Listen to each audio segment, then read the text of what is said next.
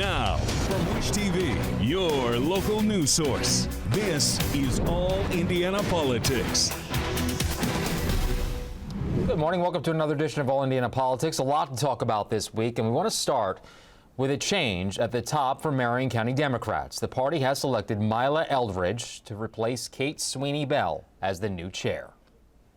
Let's go ahead and welcome in Mila Eldridge right now. Mila, always good to see you. Thank you for joining us. Love the glasses, by the way. Thank you. Thank you always for having me. Absolutely. We should point out you are now the newly elected chairwoman of the Marion County Democratic Party. So I have to ask you right off the bat, in your opinion, what are the biggest challenges facing the Democratic Party today? I think always the challenges that are facing the Democratic Party would be voter turnout. That is the number one priority, is voter turnout and voter participation. Again, I think that this is a very important election. All elections are important that we have in the next 54 days, and we're going to be focusing on voter turnout and voter participation is the priority. And we should say this is kind of your wheelhouse because you're also the Marion County clerk.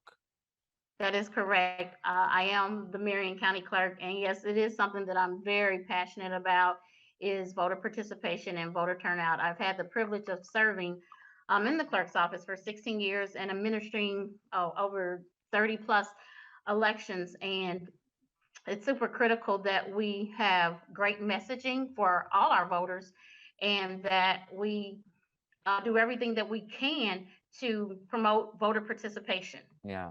So if that is the biggest challenge, in your opinion, what will bring people to the polls?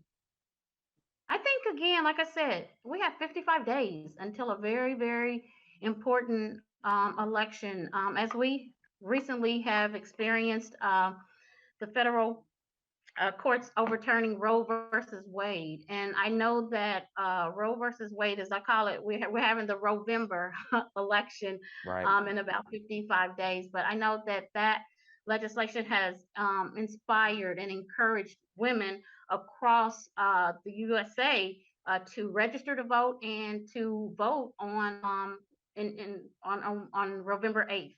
Yeah. So that coupled with the new law going into effect here in Indiana this week, do you think that will have a positive impact for your party come November? Yes, I do. I think it'll have a positive impact on all voters. I think it will encourage them to, if they're not registered, to get registered and to vote on November the 8th. Also, here in Marion County, though, we have a really very diverse ticket. This is the first time ever in the history of Marion County that we have 3 women running statewide. And then our local races, our candidates that are running locally also are running, and we need to do all that we can to promote voter participation and to encourage everybody to get registered. I've been telling, everybody when I'm out in the community, or all voters, that everything's on the ballot. Mm-hmm. I mean, voting rights is on the ballot. LGBTQ rights is on the ballot. Human rights is on, the ballot.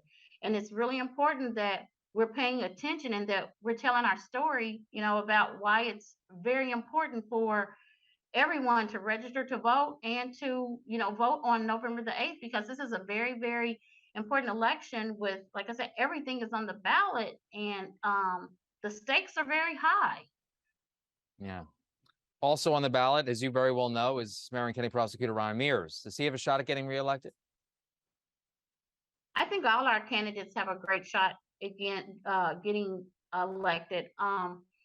I think it's great to have a prosecutor that is already on record stating that, he doesn't believe in prosecuting doctors that are performing legal abortions. Again, Roe versus Wade has really inspired and encouraged voters across the United States to register to vote and to vote on November the 8th. Like I said, this is a very important election because everything's on the ballot. Everything's on the ballot. Human rights, LGBTQ rights, voting rights, you name it. It's on the ballot. Women's rights, right? It's all on the ballot in the fall. So again, the stakes are very high, and it's very important that we register and we participate. And that's one of the reasons why I ran for Marion County Democratic Party chair, is because over the past 16 years, I've experienced, fighting voter suppression, right? I have done everything that I could to expand voting in Marion County by moving to vote, making us a vote center county. So I think that having that experience, and even serving as vice chair, having the experience to talk to county chairs, across the United States, and hear their experiences, gives me just an additional, leverage to bring more to the table to move our Democratic Party forward. Well, speaking of Mears, and thank you for taking some time, but speaking of Prosecutor Mears, what are your thoughts on the criticism swung his way from the Republican Party that say he's not tough enough on crime? I think Prosecutor Mears is the best candidate that's on the ballot. I've seen where Prosecutor Mears, he is tough when he needs to be tough. And I, again, am grateful and thankful to have a prosecutor that was willing to go on record to say that he would not prosecute any doctors or anyone that is, has been, like any doctor that is performing a legal abortion. And to me, that's really important, and to stand up for women's rights. So I think Prosecutor Mears is definitely knows when to be tough on crime. And again, I appreciate him for standing up for women's rights. I have one more question before I let you go, Mila Eldridge, and that is, since you are now the chair of the Marion County Democratic Party, do you foresee Mayor Joe Hogsett seeking a third term? I think that is a question for Mayor Joe Hogsett at this time. He has not told me that he is not running for mayor. But again, I'm going to leave that up to our mayor to answer that question. Fair enough. Fair enough. Mila Eldridge, always good to see you. Thank you so much for joining us. Thank you always for having me. Meanwhile, a clergy group pushing for Democratic Party reforms congratulated Eldridge, but suggest more needs to be done. The group's leaders say in a statement that the challenges that lie ahead for the Democratic Party to be successful at the local and state level would require a full-time commitment. Hopefully, the Democratic Party will want to include others rather than control the party through just a few voices to reach some critical goals to ensure success for the entire party. All right, coming up, Indiana's new ban on nearly all abortions now in effect. We bring in Indiana's best political team to talk about what's next here on All Indiana Politics. And welcome back to All Indiana Politics as we welcome in Democrat Brian Gaddie and Republican Whitley Yates. Good to see you both. Let's start by talking the state's new abortion law.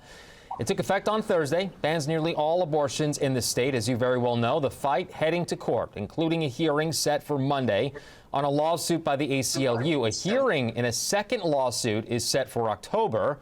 And I want you to hear what Governor Eric Holcomb and State Senator Shelley Yoder told us this week. Is this worth the legal fights? Well, we'll see. I mean, you take every bill that comes across at least my desk and every bill that makes its way through the General Assembly one by one. I understand there are people on both sides of this issue, and there will always be, and I respect that. But I signed the bill, was comfortable signing the bill, and if you look at the reports of how this would affect business, you'd have to conclude as of today the opposite occurred. It's incredibly discouraging and all the more motivating to make sure that we get out the vote in November to reverse this and to elect individuals who will respect fully women and the ability to make the healthcare decisions that is theirs and theirs alone, and certainly not state legislators. Are you concerned at all, given the way that the debate has evolved around the abortion bill, particularly in the last couple of weeks? Are you concerned all that might cut into Republican chances in November? Oh, well, we'll let policy affect politics as it always does. And fortunately for the state of Indiana, we've always dealt with contentious issues. I was just reflecting on this the other day, and we get through them. And the good news is, at least for the last going on a couple decades now, if you look at the trajectory, our growth patterns are going straight up like a hockey stick. Our job is to make sure that those opportunities remain close to home. Whitley, let's start with you. Republicans have hoped for this day for almost 50 years, as you very well know, but it's almost a muted response and not really a great deal of celebrating. Is that telling at all? Are we starting with me? Yes. Oh, I'm sorry. I didn't hear that. I'm sorry. Is this telling at all that it's not a great deal to be celebrated? Yeah. I mean, from the Republican side, there were so many varying opinions on this issue that SCA 1 and the companion bill SCA 2, you know, I think that there may be some people who are celebrating and lauding it and other people who may not feel exactly the same, but it does send a clear message that Republicans have campaigned on for 20 plus years, that we are people who respect the right to life. And so this bill, incongruent with our messaging and who we are as a party and the leadership and how we plan to lead the state, is congruent with who we are. And so I think it's a win. Brian, your thoughts? It is who you are, which means you guys are hypocrites because you claim to be the party for small government and keeping government out of people's lives, but yet you want government telling what women to do, what women should do with their own reproductive rights and their bodies. Talk about big government. So that is who you are, and unfortunately, you're all going to pay for it at the polls because you're not being who you truly claim to be, which is a small government party, which really you're not. Small government party, but a pro-life party, right? And so now women have the right to choose where they will travel to have such procedures done. Why should they have to travel? They should be able to stay right here in Indiana. There are tons of choices in other states. And in Indiana, if they are a victim of rape or incest or part of one of those exclusionary rules, then they can have that happen. Absolutely. But if not, if this is some type of an elective procedure from their decision-making skills, then they can travel abroad as they do for everything else. So they have a choice. This is women's health care, and women should have the right to make health care decisions. I think I can speak on such an issue. As a woman, I think I can speak on such an issue, don't you think? Brian? Yeah, you're a woman, I'm a man. But the point is that this should be left up to the government, not to individuals, not the government. You've got state legislators, many of them that have been in the Indiana General Assembly for decades. Many of them are completely out of touch. They don't know how to relate to young voters, young women, and young men for that matter. And yet they're making decisions that are impacting in a negative way on Hoosiers. Well, and not to mention that this could have a very deleterious effect on our business climate. I know Governor Holcomb said, "Oh, well, yeah, we're growing like a hockey stick." Well, yeah, there are other states that are growing even faster, like California. Our neighbors to the west, Chicago. I mean, we lose a lot of jobs in our brain drain, which is still a very bad problem we have here in Indiana. Chicago to the city and of Chicago. Illinois, they're losing population to Indiana. Come on, Brian. But a lot of tech jobs and a lot of tech companies are going to Illinois. Brian, just let her respond, and then I have another question. Go ahead, Whitley. Indiana as a state is going to continue to grow. And if we do want to talk about things that are hampering Indiana economy, we can talk about inflation that is hampering the Indiana economy. We can talk about how the pockets of the people have been hurt more than the hearts of the people. And that's something that is happening on a nationwide level that we're looking for reprieve from. President Biden's creating more jobs than any first-term president. We're sitting in kumbaya circles saying, united we stand, when what we need to do is be standing for inflation, reducing the cost of things so people can feel like they're living a better life. I want to get back to the abortion topic here after the break, but Brian, I'll let you respond to Whitley here. You have less than a minute.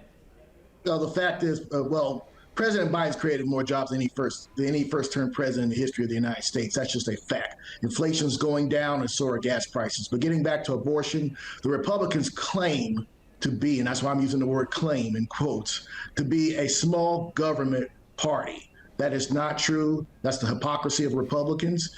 This is an encroachment on the rights of women, Hoosier women, to make decisions that should be left up to their doctors, themselves, And if they have a religious leader, that person. But it should not be left up to Sit tight, Brian. Sit tight, Whitley. Senator Lindsey Graham proposed a national abortion ban. We'll talk about that coming up after the break here on All Indiana Politics. And welcome back to All Indiana Politics. Whitley and Brian still with us now. We'll get back to that conversation we were having before the break, guys. As you very well know, Senator Lindsey Graham, he proposed a national ban on abortions after 15 weeks. Whitley, your response to that? If we had a national ban on abortion at 15 weeks, it wouldn't impact Indiana. It would only impact states who do not have abortion bans over 15 weeks. So it wouldn't be something that would be impactful here in Indiana. But in the other states that offer abortion up to, I don't know, 23, 30 weeks, that would be a problem. And it would potentially inhibit women running to abortion clinics to have their children sucked out of them. Brian? I thought Republicans wanted this handled at the state level. You guys have got to get on the same page. I mean, you got Senator Lindsey Graham proposing a nationwide abortion ban, and then you've got other Republicans that are saying, oh, it should be handled at the state level. You notice that it's fellow Republican senators, namely Senate Minority Leader, and we must keep him Senate Minority Leader, Mitch McConnell, our friend, our neighboring state to the south, Kentucky. He was like, no comment, don't want to talk about it. They were running away from that like it was radioactive. And Lindsey Graham thought he could stand there with his phony photo op standing in front of 4 women, I guess, to make it more palatable. But the fact is, that is a loser politically for the Republicans. So yeah, go ahead and run with it, and you'll just encourage more women to vote Democrat, which they're already going to do anyway. Brian, since you brought up the politics of it all, let's talk about that. You heard earlier in the show, new Marion County Democratic Chair Mila Eldridge said that she feels this new abortion bill here in the state of Indiana will bring more people out to the polls, and I know you said that as well. So your thoughts on that? Do you agree? Absolutely. Mila's a good friend. I've known her for a long time. She's going to do a very good job as our chairperson of the Marion County Democratic Party. And she is absolutely right. I've called this the Turn Indiana Blue Act, because Indiana is not Mississippi. We're not Alabama. Heck, we're not even Kentucky. This is a state where Democrats can be competitive in this state. And if the Republicans keep at it, they're just going to push more suburban women to vote Democrat. So just keep at it, because you're doing a great job making the state turn purple and eventually blue. Whitley, will this hurt Republicans come November? Like my Democrat shirt I'm wearing.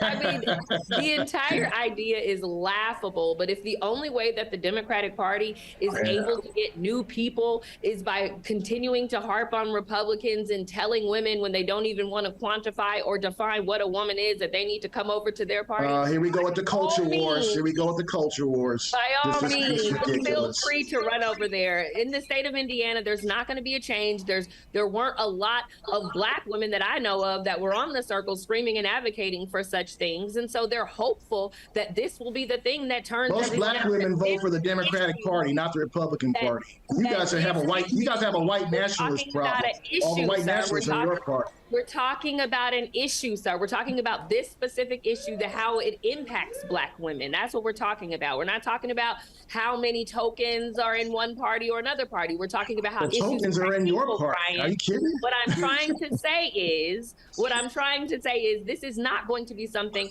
that pushes a ton of people to the polls, but they're hopeful because absolutely nothing else is going to push them to the polls. You haven't seen the polls. The polls are showing more and more women are voting. Go ahead, Brian. Go ahead. Let Brian respond. Yeah, Brian, less than a minute. Close us out here.